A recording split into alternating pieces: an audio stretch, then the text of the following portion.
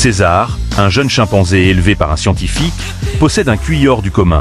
Mais la vie de César bascule quand le père de Jacques, souffrant d'Alzheimer, oublie de verrouiller la porte, prend la voiture et heurte celle du voisin.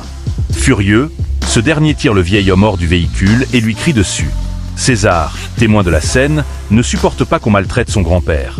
Il bondit sur le voisin, le renverse et dans un accès de rage, lui mord un doigt.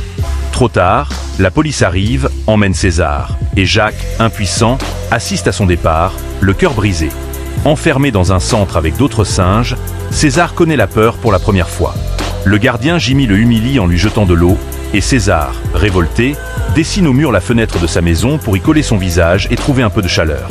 Le lendemain, relâché dans un enclos, il se fait harceler par un mâle dominant qui déchire ses vêtements, mais une fléchette tranquillisante les atteint tous les deux.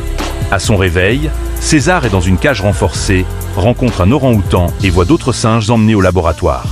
Quand Jacques vient lui rendre visite, César croit qu'il va rentrer, mais son père repart sans lui. Le désespoir fait place à une colère froide.